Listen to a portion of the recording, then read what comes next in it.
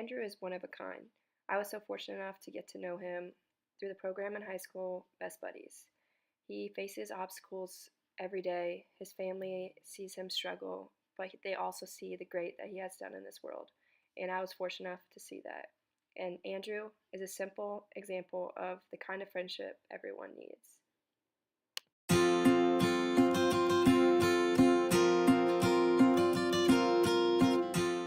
Children with autism get diagnosed before 24 months, but signs are shown by 18 months.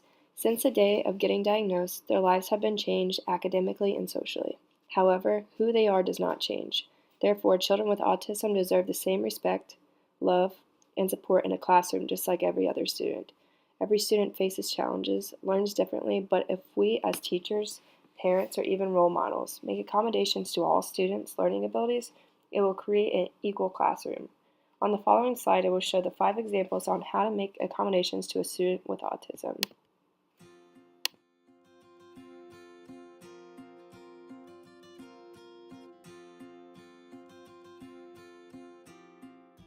These 5 books are great books to have in your classroom. The first one is Different Like Me by Jennifer Elder. The second one is School Fish by Miss Chloe Marganos. The third one is I See Things Differently by Pat Thomas. Fourth one is Taking Autism to School by J.Jo Books. And the fifth one is A is for Autism by Amy E. Sturkey. I highly recommend to have all these books in your classroom because it won't only be beneficial for children with autism, but the whole classroom as well.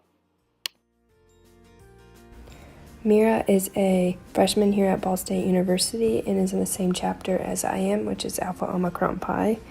And over the course of this past year, I got to know her, and we have talked about how autism has played a big factor into her life because her brother was diagnosed with autism when he was younger. So she has been influenced by this topic for many years, and I thought she would be a great person to interview. Since I was unable to meet up with Mira, she texted me her answers to the questions. It's a little small in the video, so I was gonna explain what she wrote. But the first answer she had was, and she stated, the hardest part about watching Nate grow up is watching him struggle with doing things that are so easily done by other kids, like making friends and schoolwork in general. I remember his very first day of school. We both got kicked off the bus because a kid a few years older than him kept picking on him and I punched the kid in the face. But Nate was so disappointed about getting kicked off the bus because he just wanted to ride like all the other kids. He didn't understand the whole situation, so that has always made me upset. The best part about watching him grow up is watching him develop so many interests and hobbies. Currently, he is learning to play the guitar because he is obsessed with Pink Floyd, the Beatles, and other classic rock bands. He just retains so much information about the things that he's interested in, and just blows my mind every time he tells me something new. The second answer she had to the question number 2 was, our family has struggled a lot. While with what is offered in classrooms for Nate as far as help goes, there has been many times where he had to provide that help at home for him that he doesn't get in school, like writing down what is due the next day for him or even making sure this work is getting done. There are times where a teacher ensures that he is getting stuff done in class and has turned it in, but we checked the grades it's missing and they weren't paying attention to if he actually got turned in or not. I guess what I'm trying to say is that I feel like there should be more attention on these kids. Like, yes, treat them like a normal student, but also don't expect the actions these kids take in the classroom is exactly the same as a normal kid, if that makes any sense.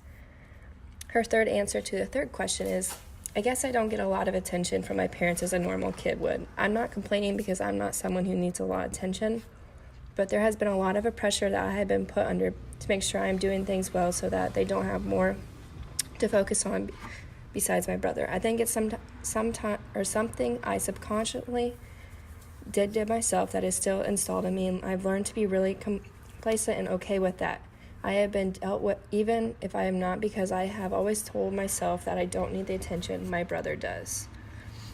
And for the fourth question, her answer says, we have just put a lot of hard work into overcoming many obstacles. It's a common trait for kids who are diagnosed with ASD to not be able to speak with their first 2 years of life. So we took Nate to speech therapists for 6 years. It's stuff like that that really helps me overcome obstacles. Just you just have to stick with it. It might take a long time and there might be a lot of effort that is put into, but it pays off so much. Now, last answer. I hate it, honestly. I think it's ridiculous that people still use it because it's such an immature thing to say. All the times I've heard it being used, it's been used in a derogatory way and is aimed to hurt someone or criticize something. That's not how it should be. It's not fair to take something that people can't help but have and struggle with on the daily and turn it into something that's associated with something that is bad.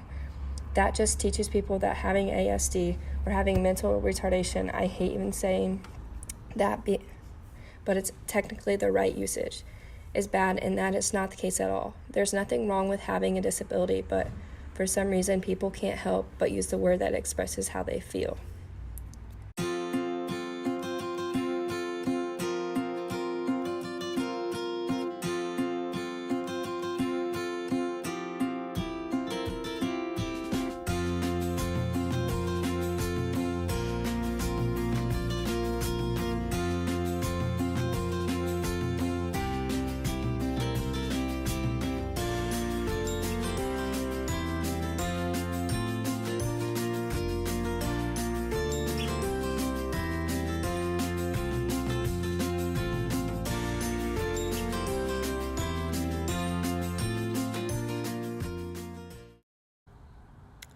I have been blessed to be able to get to know Andrew and to be part of his life for so long.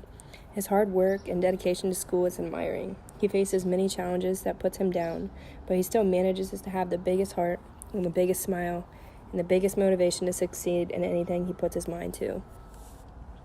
With his daily challenges, he is unable to do normal activities that other students are used to be doing. However, his form of autism should not set him back from doing what other students can do. Andrew is one of many that deserves to do normal things. For example, he is so passionate about sports, especially basketball, but the real question is why does he not be able to play for the school? Why aren't there accommodations for individuals like Andrew? There should be an equal opportunity throughout schools that provide programs for all kinds of students. Now, realizing the pain and struggles he goes through every day not only breaks my heart, but gives me a reason to fight for all kids like Andrew. Like I said before, I am forever blessed to have a friend like Andrew. I would not be able to be who I am today without my friendship with him and his family. So thank you, Andrew, for showing me what a true friend should be and giving me a reason to fight for what's right.